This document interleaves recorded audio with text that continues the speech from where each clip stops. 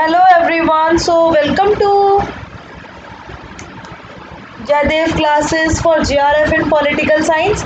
कैसे हैं आप सब friend? This is Meenakshi Singh और आज हम लोग यहाँ पर डिस्कस करेंगे मोस्ट इम्पॉर्टेंट एमसीक्यूज। सो आप सभी को मैंने यहाँ पर एक क्वेश्चन दिया था होमवर्क के लिए, आप सभी को पता होगा, ठीक है। होमवर्क था, असर्शन कहता है कि जो ग्लोबलाइजेशन है ना, has led to the integration of nation state, और रीजन कहता है कि जो नेशन स्टेट है उसको ऐसा देखने में लगता है कि जो nation state to have lost their sovereignty in era of globalisation, है ना। तो यहाँ पर राइट आंसर क्या होगा? राइट आंसर होगा, देखिए यहाँ पर ग्लोबलाइजेशन का से इंटीग्रेशन बढ़ा है नेशन स्टेट्स के बीच में, बिल्कुल ठीक है। और नेशन स्टेट ने ऐसा लगता है कि अपनी सोवरेनिटी खो दी है, ये भी आप लोगों का ठीक है ना, लेकिन कोई रिलेशन नहीं है। नेक्स्ट क्वेश्चन है आप लोगों का कि कौन सा चेस्टर बर्नार्ड के अकॉर्डिंग कंडीशन नहीं है acceptance of communication by organisation member as authoritative. Chester Barnard के अनुसार निम्नलिखित में से कौन सा आधिकारिक रूप से संगठन के सदस्य द्वारा संचार के स्वीकृति के लिए शर्त नहीं है? तो non understanding of the communication, inconsistency with the purpose of organisation, non conflict with the personal interest, mental and physical ability to comply. Chester Barnard के अनुसार निम्नलिखित में से कौन सा आधिकारिक रूप से संगठन के सदस्य द्वारा संचार की स्वीकृति के लिए शर्त नहीं है? सो यहाँ पर राइट आंसर होगा आप लोगों का non conflict with the personal interest, ठीक है। तो non conflict with the personal interest he Chester Barnard नहीं बताते हैं। नेक्स्ट क्वेश्चन है आप लोगों का कि कौन सा which one of the following is a correct statement about the disaster management act 2005। तो डिजास्टर यानी आपदा प्रबंधन अधिनियम 2005 के बारे में कौन सा कथन सही है? ये इंट्रोड्यूस की गई थी two tier system centre state पे। Prime minister ex official chairperson होते हैं नेशनल डिजास्टर मैनेजमेंट अथॉरिटी के। It does not define the word disaster, word disaster नहीं करता किया गया है डिफाइन। और it has a provision to establish PM cares fund. Hindi आप लोग देख सकते हैं। आपदा प्रबंधन अधिनियम 2005 के बारे में कौन सा कथन सही है? इसने केंद्र और राज्य में दो स्तरीय प्रणाली की शुरुआत की है। भारत के प्रधानमंत्री राष्ट्रपति राष्ट्रीय आपदा प्रबंधन प्राधिकरण के पदेन अध्यक्ष हैं। ये आपदा शब्द को परिभाषित नहीं करता है। इसमें पीएम केयर्स कोष को स्थापित करने का प्रावधान है। राइट आंसर होगा ऑप्शन नंबर बी। यहाँ पर आप देख सकते हैं कि जो करेक्ट है, तो प्राइम मिनिस्टर इसके एक्स ऑफिशियल चेयरपर्सन होते हैं नेशनल डिजास्टर मैनेजमेंट अथॉरिटी के। नेक्स्ट क्वेश्चन है कि जो कम्युनलिज्म है वो डिराइव हुआ है किससे? कम्यून से, है ना, जो कि एक टर्म है, फ्रेंच टर्म है, चाइनीज टर्म है, इंग्लिश टर्म है या स्पेनिश टर्म है? तो इसका राइट आंसर आप लोगों को बताना है। कम्युनलिज्म ये डिराइव हुआ है कम्यून से, तो ये कैसा टर्म है? ये टर्म है एक फ्रेंच टर्म। तो ध्यान रखिएगा, जो कम्युनलिज्म है वो डिराइव हुआ है कम्यून से और ये एक फ्रेंच टर्म है।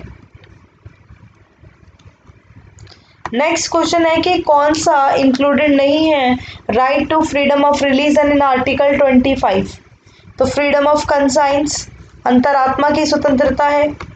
Right freely to profess religion, धर्म का खुलकर प्रचार प्रसार करने का अधिकार है आपको। Right to freely practise to propagate religion, धर्म के प्रचार प्रसार के लिए स्वतंत्रता है।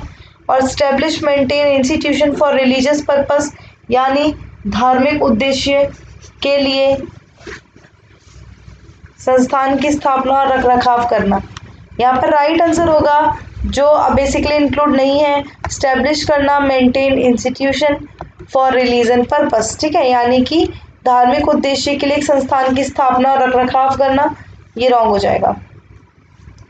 नेक्स्ट क्वेश्चन है कि जो 2+2 मिनिस्टर डायलॉग था, है ना, bilateral relation between India and Japan, तो ये रेफर करता है मीटिंग अटेंडेड बाय, तो टू कंट्रीज कौन सी कंट्रीज के यहाँ पर जो बेसिकली लोग थे, है ना, तो भारत और जापान के द्विपक्षीय संबंधों में 2+2 मंत्री स्तरीय वार्ता दोनों देशों में किन गणमान्य व्यक्तियों द्वारा भाग लेने वाली बैठकों को संदर्भित करती है? तो prime minister, defence minister, prime minister, foreign minister, prime minister president या foreign and defence minister and secretary. यहाँ पर राइट आंसर होगा foreign and defence minister. And secretary. ठीक है, ये ध्यान रखना। नेक्स्ट क्वेश्चन है आप लोगों का कि कौन सा which one of the following is not mention in oath और affirmation for the president of India. कौन भारत के राष्ट्रपति के लिए शपथ या पुष्टि में वर्णित नहीं है?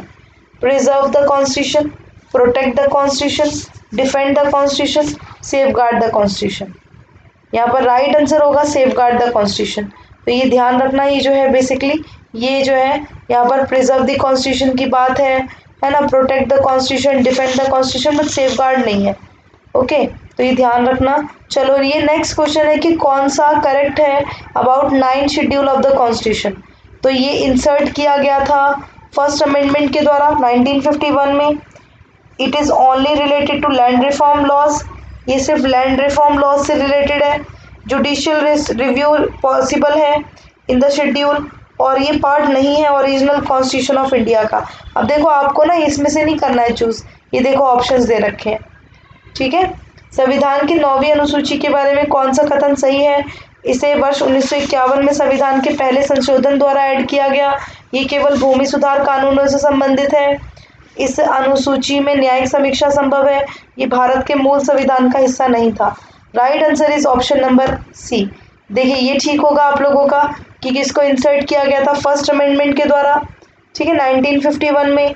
जुडिशियल रिव्यू पॉसिबल है, और ये पार्ट नहीं है ओरिजिनल कॉन्स्टिट्यूशन ऑफ इंडिया का, क्योंकि ये बाद में ऐड हुआ है ना। तो ये क्या लैंड रिफॉर्म लॉ से रिलेटेड है ओनली, तो ये ओनली यहाँ पर बी नहीं होगा। हाउ मैनी मार्जेस आर इन मध्यम मार्ग ऑफ बुद्धिज्म। बौद्ध धर्म के मध्यम मार्ग में कितने मार्ग हैं? 8 हैं, 7 हैं, 5 हैं या 3 हैं? ठीक है, तो यहाँ पर राइट आंसर हो जाएगा 8 है। नेक्स्ट क्वेश्चन है आप लोगों का, ये आपका होमवर्क के लिए क्वेश्चन है। क्वेश्चन है कि जॉन रॉल्स थ्योरी जो प्रिंसिपल है जस्टिस का, वो स्टैब्लिश किया गया लोगों के द्वारा। हु हैड फेस्ड, तो जॉन रॉल्स के सिद्धांत में न्याय के सिद्धांतों की स्थापना उन लोगों द्वारा की गई जिनको सामना किया जाता state of nature, economic inequality, veil of ignorance या शॉर्ट साइटेड सेल्फ इंटरेस्ट।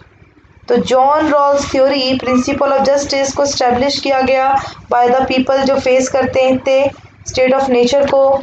इसका राइट आंसर होगा वेल ऑफ इग्नोरेंस। ठीक है, वेल ऑफ इग्नोरेंस पता है ना आप सबको, ये जॉन रॉल्स ने बताया था। इसको हिंदी में अज्ञानता का पर्दा कहते हैं, और इसमें उन्होंने बेसिकली बोला था कि जो भी बेसिकली आप लोगों का नोइंग नथिंग, इंसान कुछ नहीं जानता। चलो, अब आपके होमवर्क के लिए क्वेश्चन, होमवर्क वाला क्वेश्चन ये रहा। Which state in the US has largest representation in Congress? California, Florida, Texas या न्यूयॉर्क? ठीक है, तो ये आप लोगों को बताना है। Daily plus and special classes Unacademy पे हो रही हैं। रैपिड रिवीजन कोर्स अभी मेरा चल रहा है। स्पेशल क्लासेस 4 PM हो रही हैं। जो भी स्टूडेंट आना चाहते हैं आ सकते हैं। इसके अलावा रिवीजन सीरीज 4 बजे होती हैं। मॉक टेस्ट आज शाम को होगा 8 बजे। ठीक है, कल हुआ नहीं था क्योंकि मैं बाहर थी कुछ काम से। Practice until you master it weekly full mock test हो रहे हैं, यूनिट बेस्ड टेस्ट हो रहे हैं, और प्लस सब्सक्रिप्शन आइकॉनिक ले सकते हो। यूज़ करना मीनाक्षी लाइव। जब मीनाक्षी लाइव लगाओगे तो 10% का डिस्काउंट मिलेगा। और जो भी बच्चे 2022 के लिए प्रिपेयर कर रहे हैं या अभी के लिए प्रिपेयर कर रहे हो, अभी वाले तो 1 महीने या 3 महीने का सब्सक्रिप्शन लेकर आ जाओ, और जो 2022 के लिए प्रिपेयर कर रहे हैं वो 1 साल का सब्सक्रिप्शन ले सकते हैं। ठीक है, तो यूज़ करना Meenakshi live for getting 10% discount. Thank you and thanks for watching. Bye bye to all. Thank you.